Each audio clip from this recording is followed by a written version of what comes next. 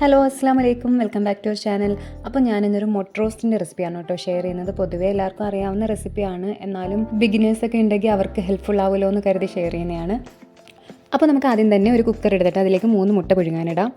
അതിനുശേഷം ആ മുട്ട മുങ്ങി നിൽക്കുന്ന രീതിയിൽ അല്പം വെള്ളം ഒഴിച്ചിട്ട് കുറച്ച് ഉപ്പും കൂടി ഇട്ടിട്ട് ഒരു വിസിൽ വരുന്നിടം വരെ നമുക്ക് ഇട്ടിരുന്നാൽ മതി. ഒരു വിസിൽ വരുമ്പോൾ തന്നെ നമ്മുടെ മുട്ട നമുക്ക് വെന്ത് കിട്ടിക്കോളും. ഞാനിവിടെ അല്പം ഉപ്പും കൂടി ഇട്ട് കൊടുത്തിട്ടുണ്ട്. ഇനി നമുക്ക് കുക്കർ അടച്ചിട്ട് ഒരു വിസിൽ വരുന്നിടം വരെ വെയിറ്റ് ചെയ്യാം.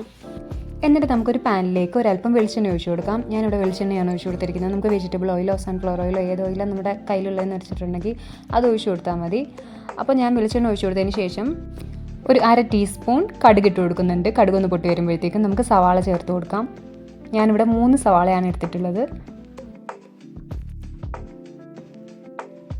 സവാള ഇട്ട് കൊടുത്തതിന് ശേഷം നമുക്ക് നല്ല രീതിയിൽ ഒന്ന് വാട്ടിയെടുക്കണം. അപ്പോൾ നമ്മളൊരു മീഡിയം ഫ്ലെയിമിലിട്ടിട്ട് വേണം ആദ്യം ഒന്ന് വഴറ്റിയെടുക്കാൻ. അതിനുശേഷം ഒന്ന് വാടിയെന്ന് കണ്ടു കഴിയുമ്പോഴത്തേക്കും നമുക്കൊരു ലോ ഫ്ലെയിമിലിട്ടിട്ട് നല്ലതുപോലെ വഴറ്റിയെടുക്കണം. നമ്മൾ ഈ സവാള എത്രത്തോളം നല്ലതുപോലെ വഴറ്റുന്നു അതനുസരിച്ചിട്ടാണ് നമ്മുടെ മുട്ട റോസ്റ്റിനൊരു ടേസ്റ്റ് ഉണ്ടാവുക. പിന്നെ ഞാൻ ഇതിലേക്ക് ഒരല്പം കറിവേപ്പില ഇട്ട് കൊടുക്കുന്നുണ്ട്.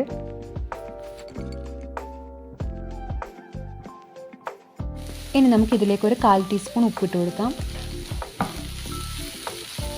ഉപ്പിട്ടിട്ട് നല്ല രീതിയിലൊന്ന് വഴറ്റിയെടുക്കണം. നമ്മുടെ സവാള ഇവിടെ അത്യാവശ്യം നല്ല രീതിയിലൊന്ന് വാടി വന്നിട്ടുണ്ട്. ഇനി നമുക്ക് ഇതിലേക്ക് ഒരു 1/2 ടീസ്പൂൺ ഇഞ്ചിയും വെളുത്തുള്ളിയും കൂടെ ചതച്ചിട്ട് കൊടുക്കാം. എന്നിട്ട് അതിൻ്റെ പച്ചമണം മാറുന്നിടം വരെ നല്ലതുപോലെ ഒന്ന് വഴറ്റി കൊടുക്കണം.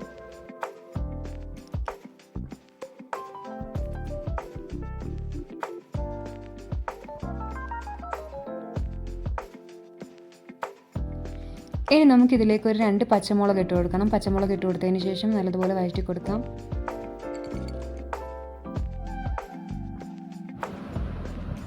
ഇതിപ്പോൾ ഇവിടെ നല്ലതുപോലെ വാടി വന്നിട്ടുണ്ട്. ഇനി നമുക്കിതിലേക്കൊരു മീഡിയം സൈസിലെ തക്കാളി ചോപ്പ് ചെയ്തിട്ട് നമുക്കൊന്ന് ആഡ് ചെയ്ത് കൊടുക്കാം. എന്നിട്ട് നമ്മൾ ഒരു 5 മിനിറ്റ്സ് ഇതൊന്ന് അടച്ചു വെച്ചിരുന്നാൽ മതി. നല്ലതുപോലെ വെന്ത് കിട്ടും. ഇതിപ്പോൾ നമ്മളിവിടെ തുറന്നിട്ടുണ്ട്, തക്കാളിയൊക്കെ വെന്തിട്ടുണ്ട്. ഇനി നമുക്കിതിലേക്ക് ഒരു 1/4 ടീസ്പൂൺ മഞ്ഞൾപ്പൊടി ഇട്ട് കൊടുക്കണം. പിന്നെ 1 ടീസ്പൂൺ മല്ലിപ്പൊടി. ഇത് രണ്ടും കൂടി ഇട്ടിട്ട് നമുക്ക് നല്ലതുപോലെ ഒന്ന് വഴറ്റാം. അതിൻ്റെ പച്ചമണമൊക്കെ പോകണം, പച്ചച്ചുവയും പച്ചമണമൊക്കെ ഒന്ന് പോകണം. ചെറിയ തീയിലിട്ടിട്ടേ നമ്മളിതൊക്കെ ചെയ്യാവുള്ളൂ. പൊടികൾ ഇടുന്ന സമയത്ത് നമ്മൾ ഇതിൻ്റെ ഫ്ലെയിം ഏറ്റവും ലോ ഫ്ലെയിമിലേ വെക്കാവുള്ളൂ. ഇനി നമുക്കിതിലേക്ക് 1 ടീസ്പൂൺ മുളക് പൊടി ഇട്ട് കൊടുക്കണം. എന്നിട്ട് നമുക്ക് അതും കൂടെ ഒന്ന് നല്ലതുപോലെ ഒന്ന് ചൂടാക്കിയെടുക്കാം. ഇനി നമുക്കിതിലേക്ക് ഒരു 1/4 ടീസ്പൂൺ ഗരം മസാലപ്പൊടിയും കൂടി ഇട്ട് കൊടുക്കാം. അതിനുശേഷം നമുക്കിതിലേക്ക് ഒരു 1/2 കപ്പ് വെള്ളം ഒഴിച്ചു കൊടുക്കാം. വെള്ളം കൂടെ ഒഴിച്ചു കൊടുത്തതിന് ശേഷം നമുക്കിതൊന്ന് തിളപ്പിച്ച് വറ്റിച്ചെടുക്കണം.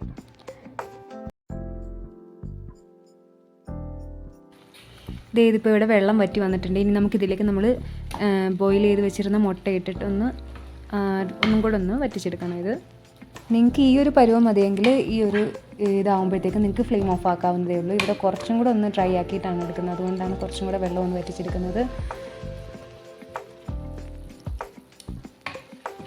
ഇതിപ്പോൾ ഇവിടെ റെഡി ആയിട്ടുണ്ട്. നമ്മളിനി ഫ്ലെയിം ഓഫ് ആക്കാൻ പോവാണ്.